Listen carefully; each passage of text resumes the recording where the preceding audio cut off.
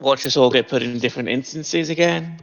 I hope not, but we are all in the same party, and I assume we can all join each other's. I'm going to sound like a complete noob. What is Edge of Mist supposed to do? Oh, it doesn't. We're probably not gonna move from this place, but okay, let me select the correct build template.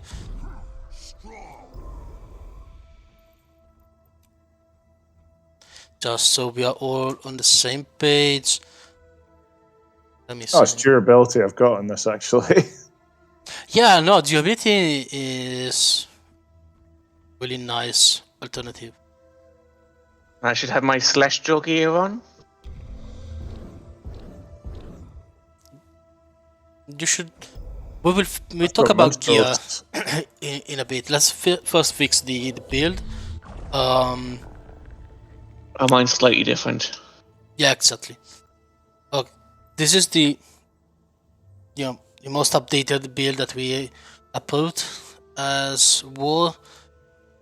It changes slightly from what we had before, but mainly we go back to something more focused on healing rather than applying Aegis, which was the previous build.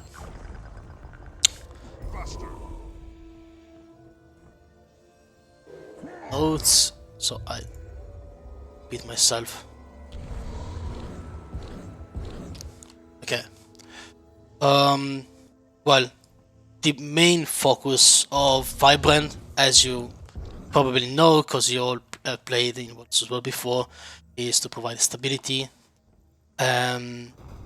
keep your party alive through healing, Condi cleanse, resistance, and stability.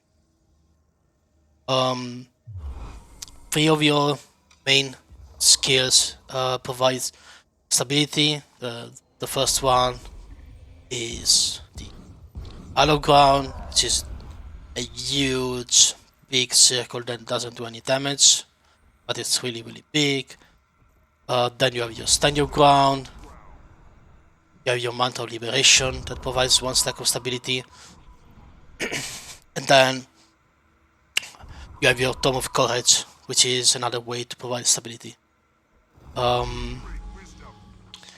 The Firebrand, compared to other Guardians builds, have these special, let's call it weapons, that are the tomes. Whenever you use a tome, it switches your weapon skills to something else. These skills all consumes 1 page. You can see your pages on top. You should be having 8 pages in this build. It doesn't matter which skills you use, all are going to use 1 skill, 1 page. The skills are ordered in, let's say, strength. So starting from the right, you have the most powerful one, and then as you progress to the left, they become weaker and weaker. In fact, it's pretty common to use like skill 5, skill 4, and then wait for that cooldown. Keep rotating between those two. Cause So both shield abilities. That's what I've read is the 4 and 5 and courage are the only ones you should really use. yeah, exactly. The 4 and 5 are the best one to use. The other one are all situational. If the enemy group is attacking us and we need some kind of range protection, then using this bubble can be helpful, which is your skill 3. The skill number 2 can be used while inside a friendly dome to CC, because that's a taunt, and can be used, but it's pretty lackluster because it's only 1 second. So like it will do much of damage. And the first skill, it stacks stability. So there might be instances where you want to get out of your dome and you spam 1/1 to get out. That's it. That's the only way to. That's the main reason why you want to use that skill anyway. Then, and these are all skills that, in way or another, provides either stability or resistance. Now, for the Condi clans, we have Month of Law, which is our first utility. If you copied my build, then you have your Tome of Resolve, which is the second tome, the middle one. Your skill number 5, cleanse conditions. It's not a cleanse, but it's a Condi conversion, which is the same as the scrappers. So it converts a condition into a boon. So it's better. Yeah, it's better than the standard Condi cleanse. Get boons out of it. It has another effect, which is increase the heal effectiveness by 20%. So again, you probably want to do 5 and 4. 4 creates a water field under you and heal people. And then again, the other skills are situational. The middle one, the chapter 3, is basically useless because it provides boon that you don't really care about. You don't care about vigor. You don't really care about regen because you have already 100% uptime, and swiftness you should already have 100% uptime anyway, so doesn't matter. Your chapter 2 is a Condi removal. It also heals people. It removes one condition, so if you are getting out of a dome and you are in Tome of Resolve, and we will see how that might happen.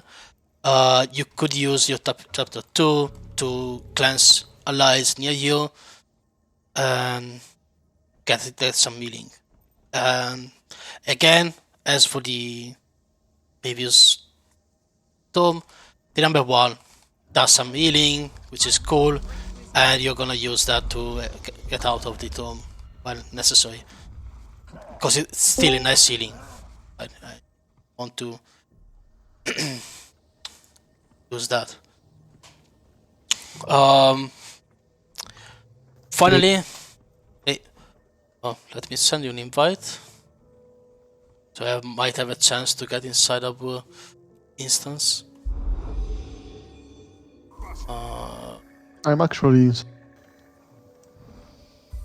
Are you already here? Cool. I don't know how that happened.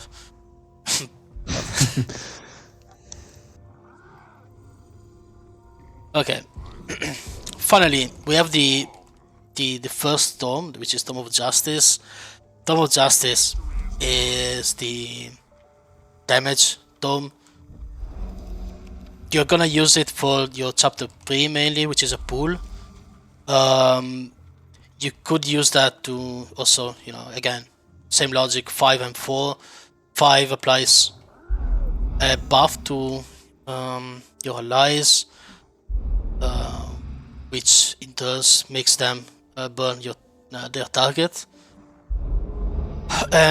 Chapter 4, it's a nice AoE damage, which means the stats is basically useless, but it attacks people, so you might get some loot out of it. Again, the main skill here is the chapter 3, because it's a pool, and it's a nice pool. Other than that... So is that how you throw people off a wall then?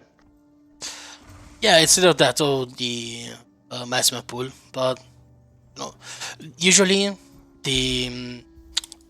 this chapter pool doesn't really have the strength to pull people out of the walls, but it's usually enough to bring them near the corner or the border of the wall, so they still can get damaged and killed. brings them closer so the mesmer can pull them Yeah. off. So you could, so you can't pull someone off a wall with it, but you can pull them closer. Yeah. And if they're moving whilst you do it, they might run off a wall then. Yeah, or they might die because usually there's damage on the side of the wall, right? So you pull them closer, and other DPS pack will do the rest. Again, to exit the dome, you can also weapon swap, and that immediately destroy all the pages and get out, instead of spamming skills, which is also a possibility. Now they have recently nerfed our healing skill, which is Month of Solace. Now it gives protection instead of Aegis. So that basically means it's mostly a dead skill. You still wanna use it to apply protection and keep up protection, but other than that, the healing is ridiculously low, because even in full minister gear, it is for about 300. It's not like you're gonna rely on it to do. It's worthless for healing then, isn't it? No, exactly. I mean, you're still gonna use it to reduce damage. Think so? Oh, it's well worth it for protections. I mean, and resolve at 33%, isn't it? So yeah, but we could use the alternatives to that. One of which is Receive the Light, which is a shout. And in that case, you might want to switch your build around and use Pure Voice.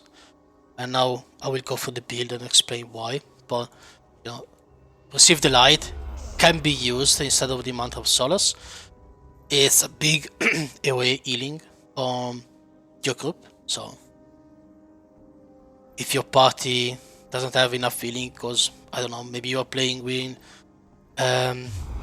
not so good scrapper, or maybe someone that is trying to learn how to play with a sword, you might want to use that to keep up your, rather fill the gap healing. Cool. Then weapon skills. You usually start in with staff, because the commander calls for Empower. We use Empower, which is your staff skill 4.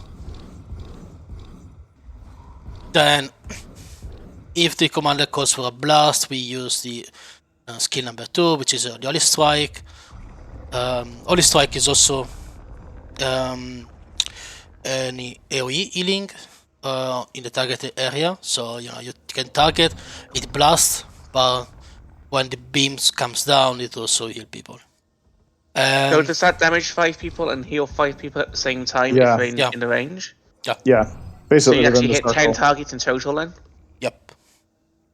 Wow. Yeah, 5 friendlies of 5 enemies. Yeah. And it's blast. And it's 1200. So, lot of things. Obviously, the damage as a Firebrand is not really important, but the healing is. So, if you need some healing and you are still in staff, you can still drop the Holy Strike or Empower. Empower also does healing. It has, when you empower, there are some pulses and then a final explosion. Each pulse does healing, and then the final explosion does an extra healing. Then you have your symbol of swiftness, and you can drop it to stack swiftness, or you can drop on the enemies to deal damage, because it also does damage. Finally, you have your line of warding, which is this line over there. People can't go through without losing one stack of stability. If they don't have stability, they are knocked back.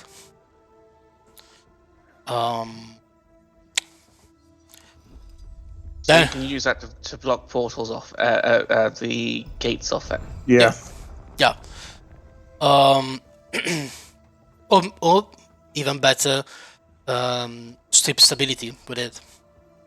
So if you see an enemy group that is coming toward us, you can drop line of warding, and it stops them from progressing, or rather, makes them to lose stability. And maybe some of them will get stopped, and then you split the group. Do they stack? So if 3 people drop it on the same spot, does that take 3 stacks off them? Its lines of warding removes 1 stack of stability. Yeah, but if you stack 3 of them on top of each other from 3 different people, does that take 3 stacks off? No, I don't think so. I mean, there is no value in it, because I suppose it's kind of tricky. Maybe it does, maybe it doesn't. I don't know. It never happened to me to drop X line on the same spot. Usually it's all staggered or in different places. We are not that good to place lines on all the same places. As for your secondary weapon set, you are running Mace Shield or... Well, let's start with Mace Shield first. With your Mace, your auto attack as... Well, your last hit, which is Faithful Strike, does an AoE healing on your first strike, which is nice. Your Symbol of Fate, which is skill number 2, does it does a symbol on you and applies regeneration, which is nice because regen is always good to have. The number 2 creates a circle around you. If any target within that circle gets damaged, the Protector Strike will trigger and damage, and it will grant boons.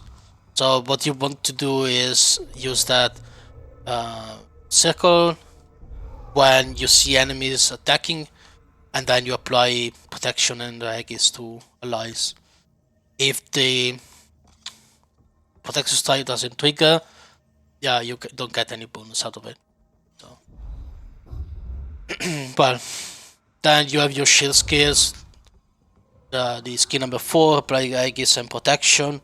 The skill number 5, it's a huge dome around you. Projectiles. It blocks projectiles, and when it starts, it pushes back enemies or remove 1 stack of stability.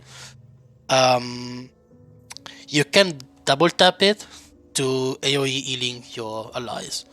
So what you want to do, your shield 5, as it comes back, you want to use it and re-click it before the cast time finishes.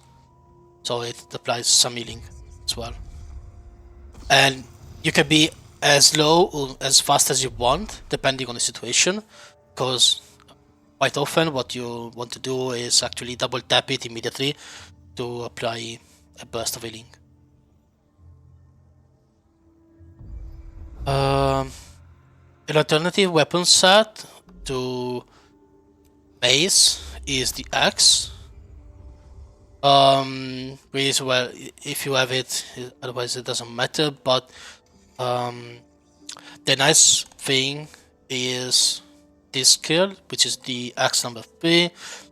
It's a pull, which it's nice because you you can pull people that are escaping. You pull them back.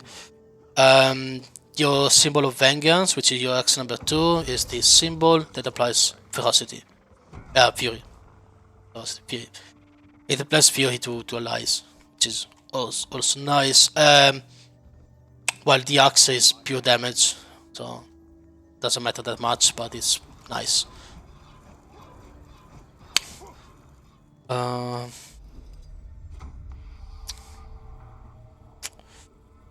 Cool. I got all of them. Stat-wise, all your gear should probably minstrel. Yeah, without any particular exception.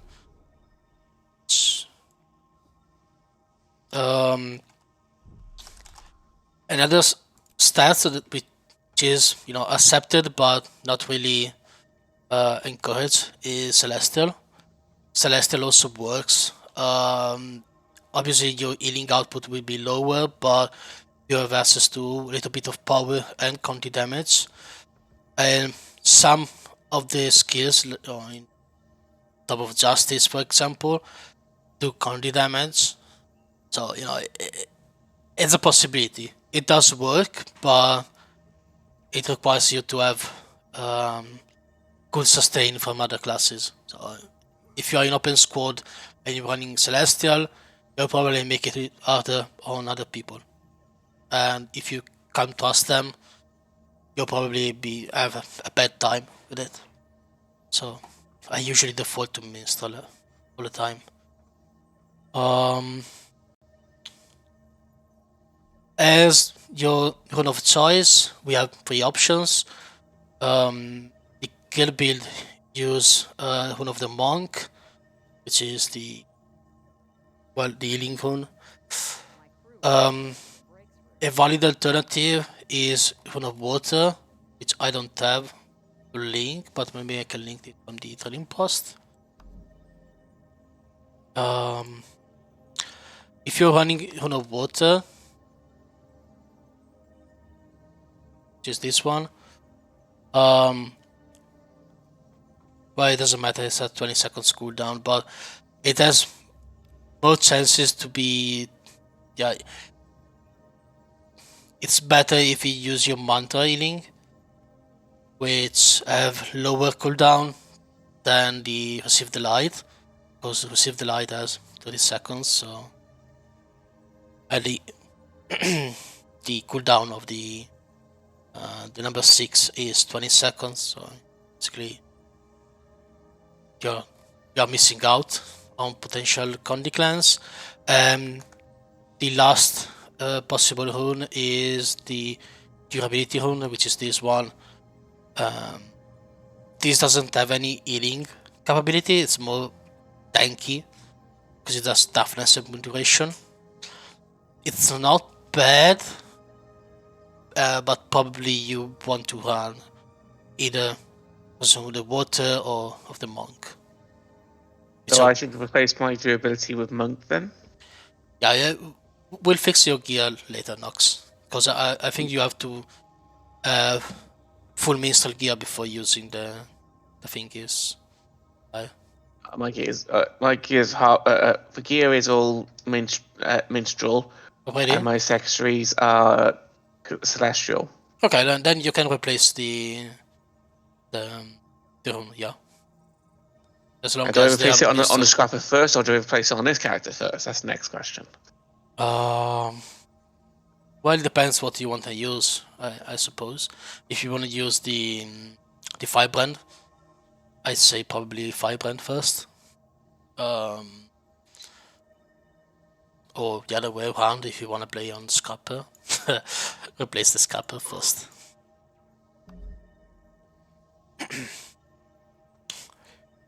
Now, as for the traits, the latest build is running, which I link it again to be sure. Is running Virtues, obviously Firebrand. There are some key traits, and I won't go through all of them probably. But the Master of Concentration reduces the cooldown of your Hallowed Ground.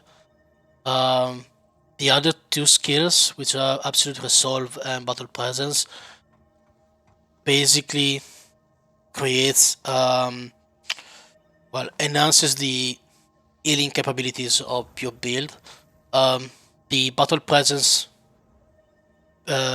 gives a passive healing to all your allies, and your Absolute Resolve makes it that activating your Terms of Resolve removes preconditions to allies. So you should take in consideration when you wanna switch to Terms of Resolve, because you have another Condi clans there. and your passive healing from virtual resolve is increased, which is then shared to your party battle presence. Your honor traits are mostly staple. All the builds that are Firebrands, Randos. When you block an attack, you have an increased healing buff. Your Aegis gives some healing. You apply Aegis using your Protector Strike, which is your mace number 3. You apply also with the shield number 4. You apply it with your Tome of Courage skin number 5, which is this one.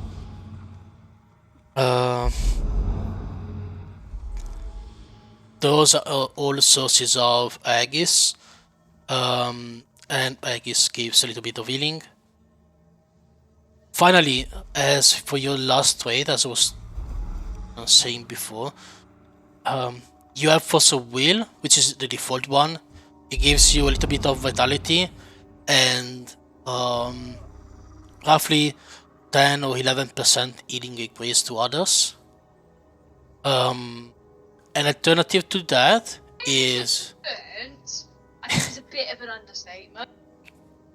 An alternative to that is Pure Voice. If you run Pure Voice, your cooldown of your Stand Your Ground and potentially Receive the Light are reduced.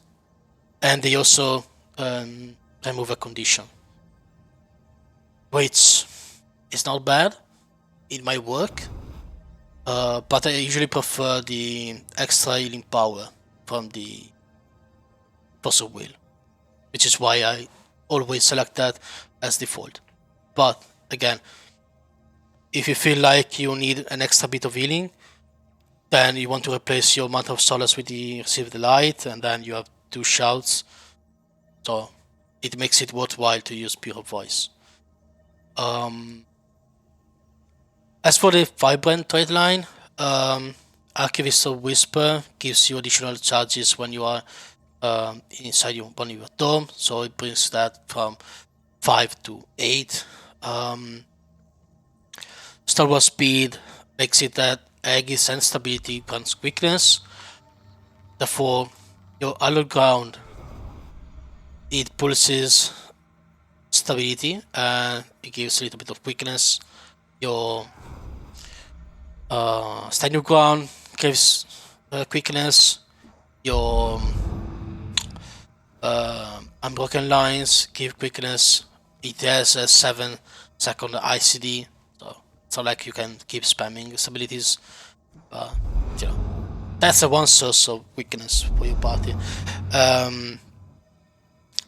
It's particularly useful to know that you have this trait, because when the commander asks for a spike, you can use your Mantle of Liberation to apply quickness to your party so that the spike goes out quickly.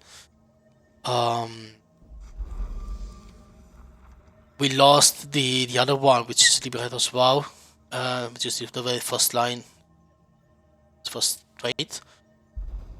That was another way to apply quickness, but since the Mantle of Solace got destroyed, we rather not rely on that. Finally, Lore Master reduces the recharge of your tomes, and you retain Virtue's passive while the cooldown, so makes battle presence even stronger. That's all we need to care about.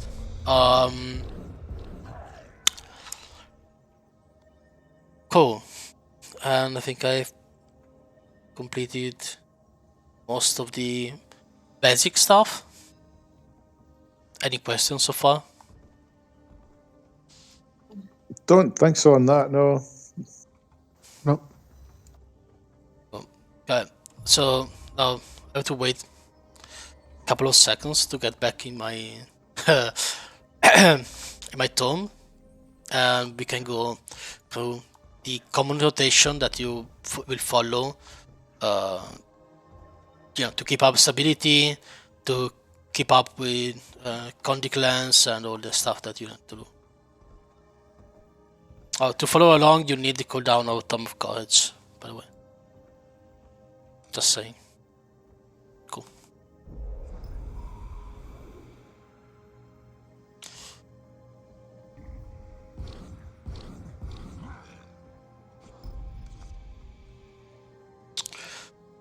In the meanwhile, as I already mentioned during one of the previous training, the fight is split in different phases. Well, the very first one is when we are moving, right? And as a Firebrand, when we are moving, we have always to think about the where the enemy squad is, and if they are too close for comfort, we have to make sure that our party has stability. It's our primary concern. How do we keep up stability on the move? Is usually by using Mantle of Liberation.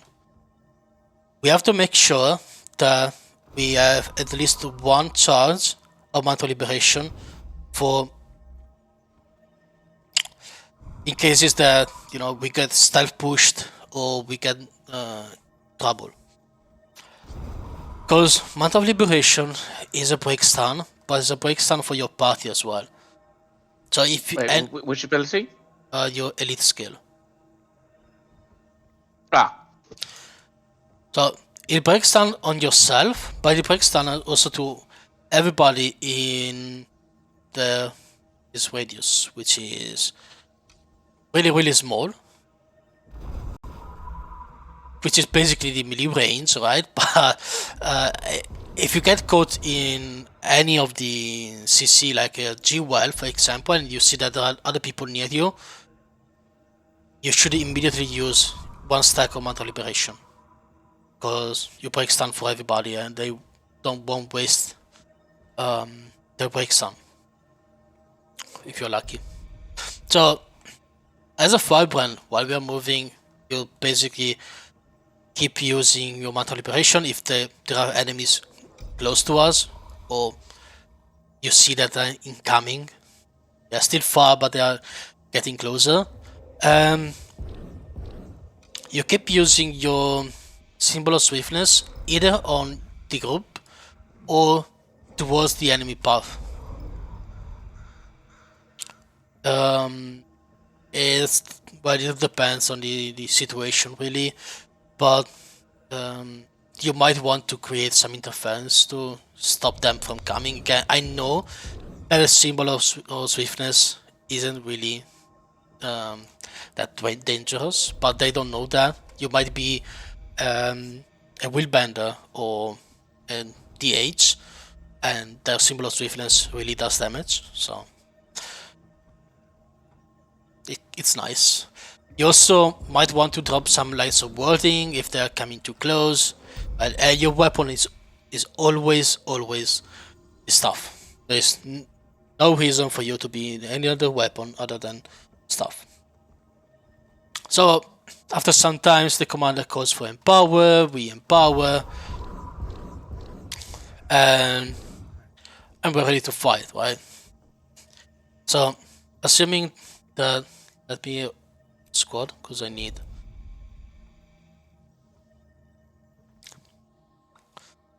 the symbols. Okay. Assuming that we want to push towards the purple dot, okay, we are fully empowered, even if we are not. Okay, we start pushing. As we get closer to the purple dot, you see that the hollow ground has a huge area of effect. You want to place your hollow ground in front of you, slightly touching you as you move. Right? So by the time you cast, you will be in the middle of it. Now you have time to check it, but if you move as the end of the cast appears, you will be exactly in the middle, which is nice because you are usually at the front of the squad with your commander, so that's basically guarantees that you will get the effect, but also the people that are left a little bit behind will have the effect of yellow ground. You don't want it to be too far in front, because it risks that by the time you get there, you basically don't get any benefit out of it. You also don't want it to be exactly on you where you cast, because otherwise you won't get any effect as you move, or you might be getting one tick out of it. That's why you want to place it with the bottom circle on you.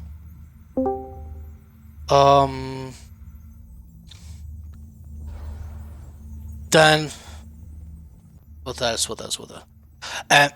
Hollow ground is one of the very first skill that you want to use in a push. It saves you to use your Mount of Liberation as a pre-stab. It also save you to use Stand Your Ground in your very first push. After that, so we're running. Let's go toward that part. We're running. We top our hollow ground. Then we are getting closer to the enemy group, which is maybe there. We activate our Tome of Courage. We're using number 5 and number 4 as we move, right? Your number 4 guarantees that the people won't get stuck in any CC, basically, because it applies pulsing resistance field.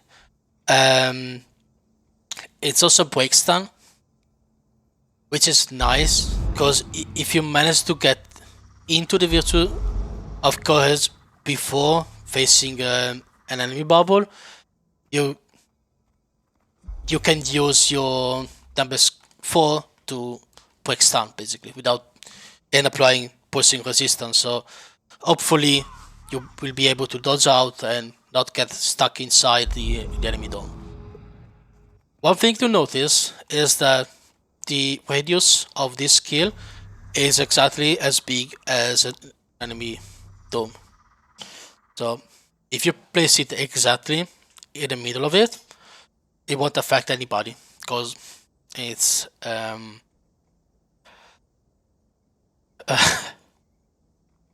let me invite Aka. Yeah, Aka, we are in Edge of the Mist.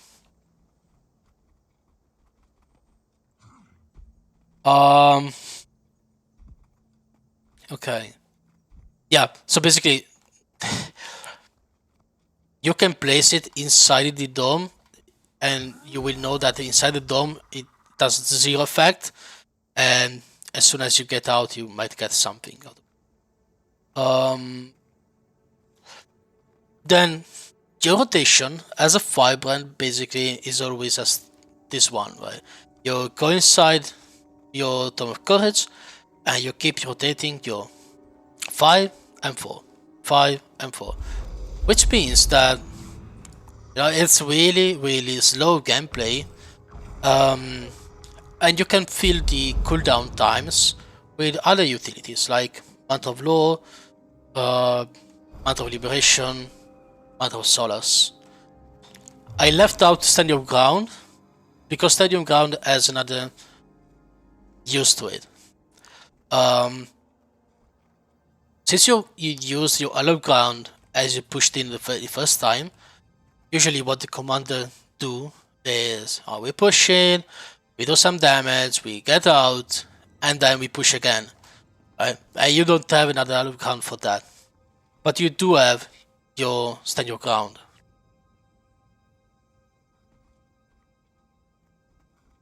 So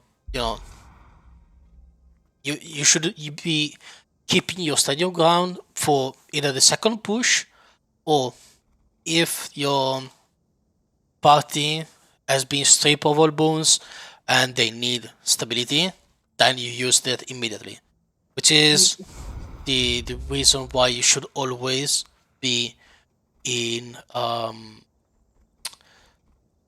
not viewing as a grid, but viewing as a party, so you can have an overview on the stability and resistance uptime on your party. And that's Oh. where it sucks trying to be a commander, because you need both views. I know. But as a commander, you don't care about your party. Your party is really fucked, so you just deal with it. It's already fucked. Okay. So the stand your ground's your oh shit button, basically, isn't it? Yeah. It's a break stun. So, if something goes wrong with the allowed ground, or you replace it, we get knocked around, and maybe, something really, really goes wrong, and you get stuck into a CC, you get out with the Mantle of Liberation, but your party still have stability issues, that you use it. But it's something that, most Firebrand, when they call for stab, and some commanders still do that, they call for stab, they expect you to use your stand your ground, while in reality you are using your allowed ground, which is better to use it first, because it has a longer cooldown. So, using the longest cooldown first makes it slightly better than using your shortest cooldown. And your allowed ground has an amazing feature, which is a pulsing field rather than a static 5 stack of stability. That means that if you get bone corrupted while you are still inside the allowed ground, the stability will get reapplied within 1 second. Right? So it's better to use that in initial bomb, because it's more resilient than the stand your ground. But on your second push, you are forced to use that, unless you are still in your Tome of Courage. Your Tome of Courage, your chapter 4 is your priority, because it applies to resistance. So resistance is far more valuable than stability, because, well, they are equally important, but your resistance, and again, this is a pulsing field, so it pulls resistance. It stops people from getting immobilized and left behind. So that's why it's so important. So in the very first push, your priority would be 4, then 5. 5 is an instance of stability, Aegis, and protection. Plus, it gives you 200 toughness, which, for you, it doesn't matter really. But for an Ambassador or any other DPS class, which are pretty gas cannon, 200 is a pretty big deal of toughness. So yeah.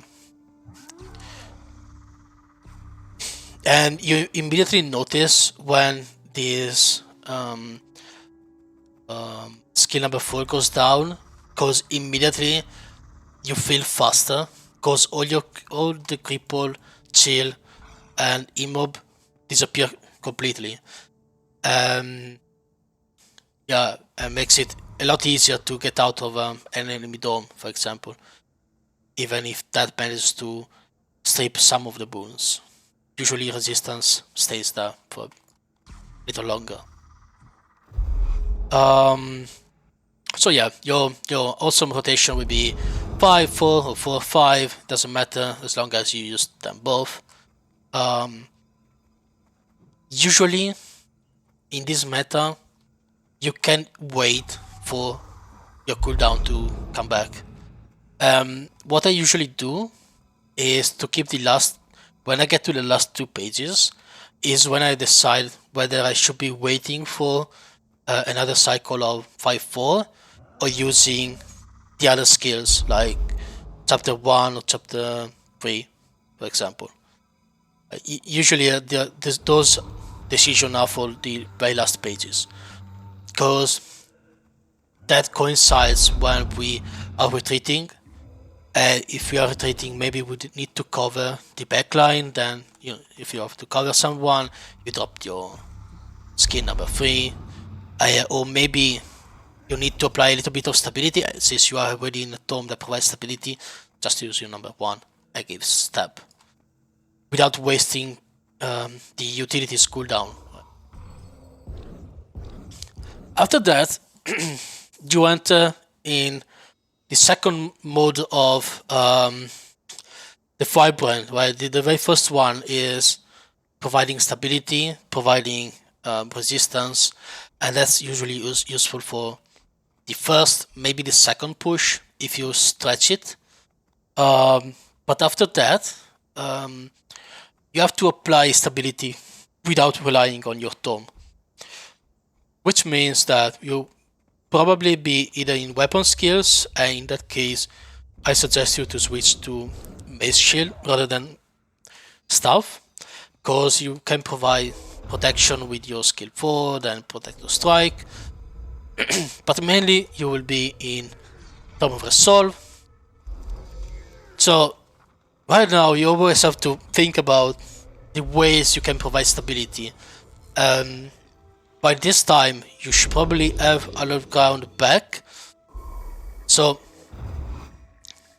you have to observe how the fight is going, and if it looks like we are moving into some kind of direction or we are pushing again, without nobody telling you that, you should be dropping the Hallowed Ground as we move, because it allows to have a safe pathway. Same goes for the Revenant Stab Road, right? It's the same concept.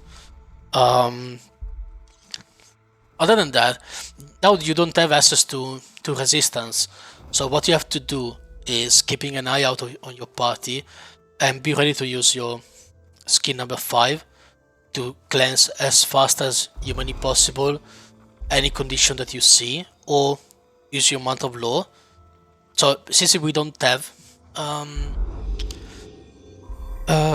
resistance, those conditions needs to go away as fast as possible. Now, you're not the only one con the cleanse, right? There's also a Scrapper or a Mechanist or a Vindicator that all provides some kind of con the cleanse. So you're not alone in this, but you need to keep an eye on your party and be ready to cleanse any condition that appears. Especially because you can't provide resistance, right? If you can provide us resistance, you can ignore the conditions. Let the Scrapper handle that. It's fine. But without resistance, you have to provide Conny Cleanse and be fast about it. Other than that, commanders sometimes call for Bunker Down, and if you happens to be in Virtual Resolve, that means using your skill 5, it's healing increase, then skill 4, which is a water field. Then if we are really, really under fire, then probably spamming 111 is your best option. It's usually really overkill for the usually healing output that there is right now, because Scrappers can do a lot of healing, same as Mechanists, same as Vindicator. But I mean, if needed, you can spam 111.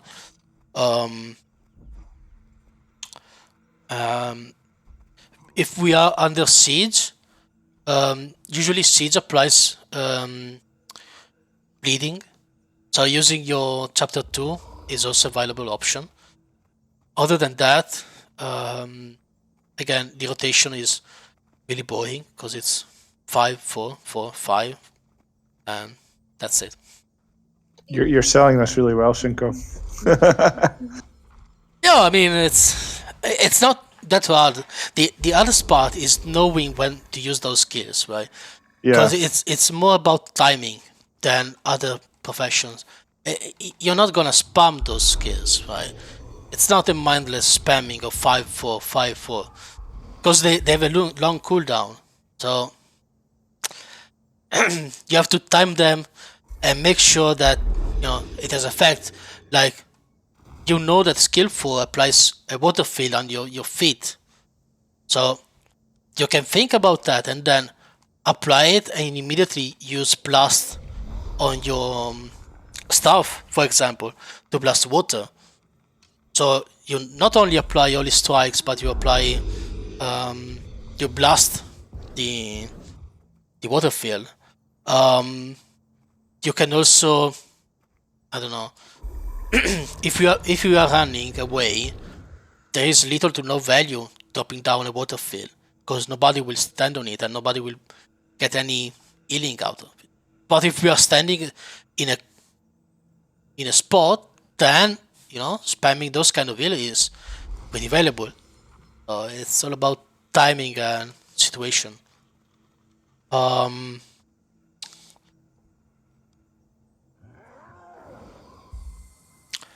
Yeah, I mean, I guess that's the introductory course for Firebrand.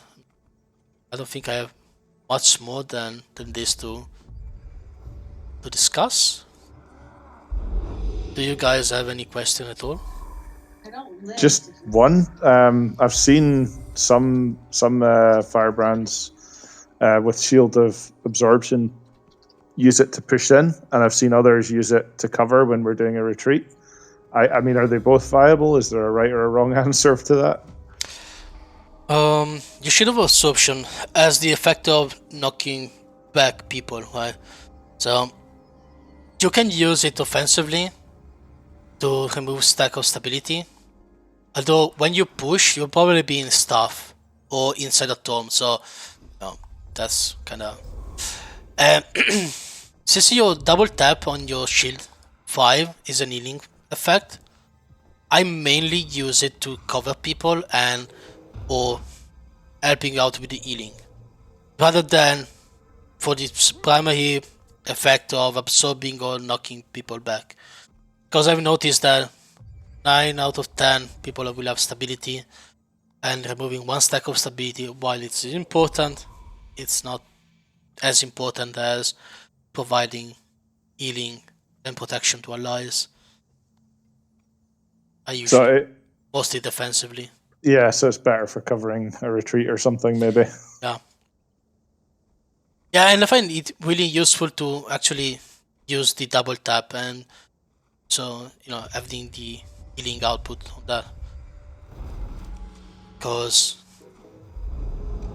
in the end there is a lot of projectile going around, but there are also many classes that can deal with that. It's not as crucial as you can leave it a bit, like a couple of seconds, and then trigger it immediately. But covering people with it is the best choice because it blocks most of the pools except for Mesmer and Firebrand, but the others are blocked by it. So the H pool is blocked by the Shield of Absorption. Same goes for the Necromancer pool, and those tend to be the dangerous one that brings you and yank out of position. So yeah, I think it's a better use of it than with this skill. Yeah, I think you're probably right.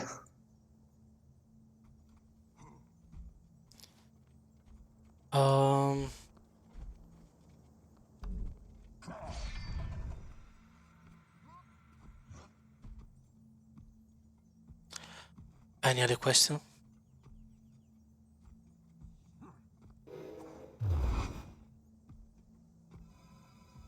So pre-stab means Mantra of Liberation.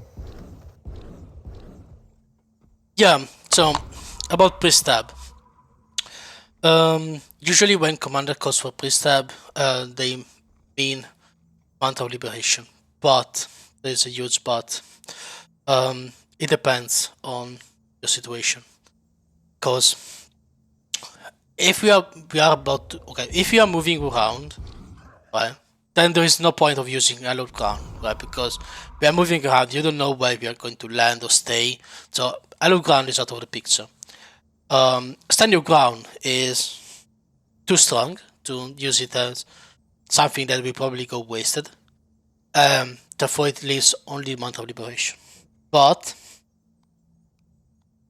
sometimes commanders call for pre-stab as we are about to push.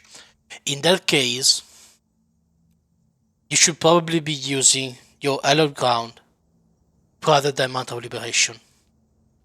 And keep your Mount of Liberation when we are actually in close quarters, or maybe we get stuck in some kind of CC. So you basically want to, as I said before, you want to have always at least one stack of Mount of Liberation to be used as an emergency breakstun. But yeah, so if you're about to push, you might as well use your Hallowed Ground and keep your Mount of Liberation stacks. I take it that's mainly because of the long cooldown and the stun break that Liberation has on it. Yeah, it's 25 seconds of cooldown. Yeah. For one stack to recharge.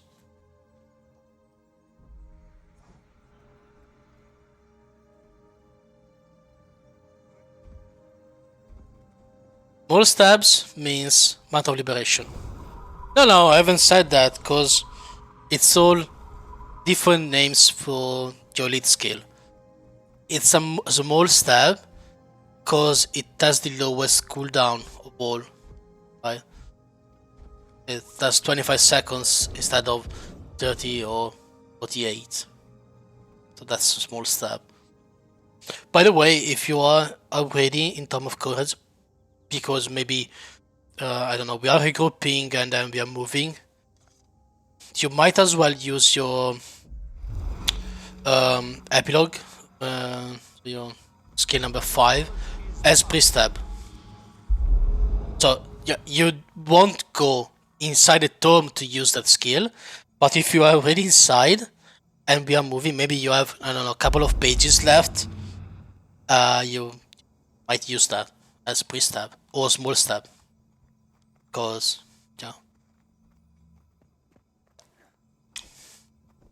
just, I mean, it's still one stack of stability with 10 seconds of cooldown, so it's not bad.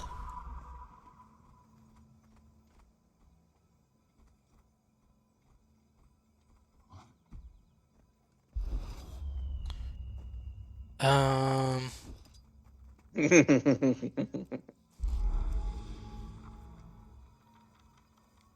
broke my Aegis.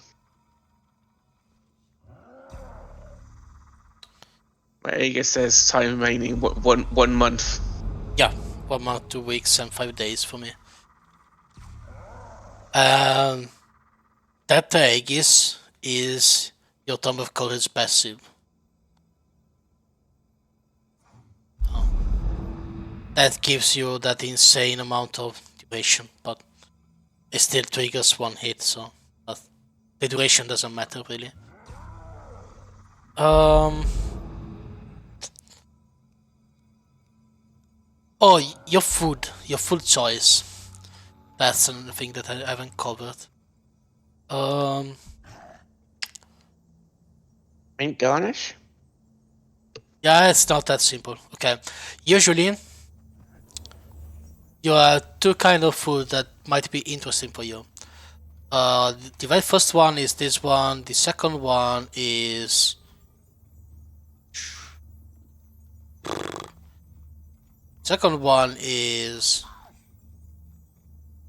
this one.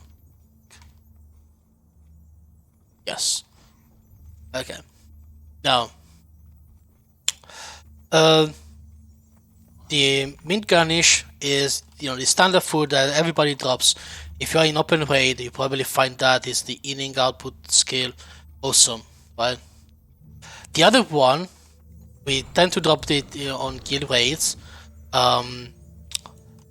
is a very nice alternative. And if you find that you are dying a lot, you might want to use this food.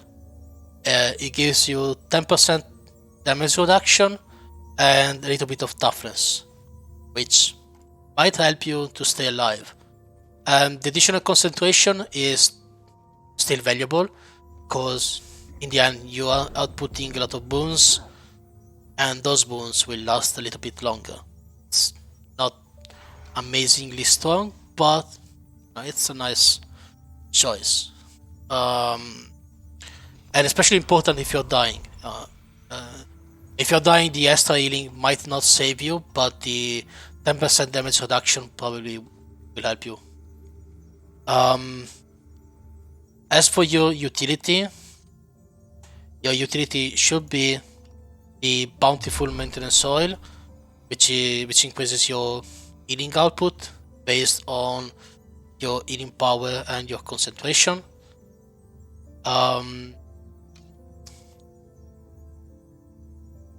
Another alternative might be this one, but I don't know which one of the two costs less. The second one provides you concentration. Concentration again increases your boon output, which can be interesting. Well, the default food anyway and default utility are the mint garnish and the bountiful maintenance oil.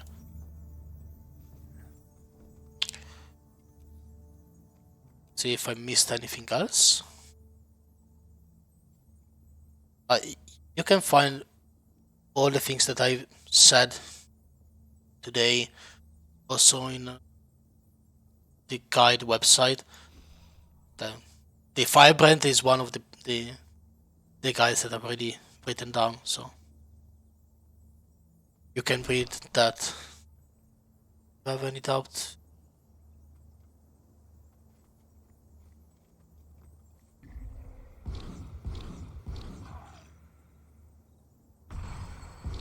Yeah, I mean, I covered all the basics. If there are no other questions, I can stop the recording.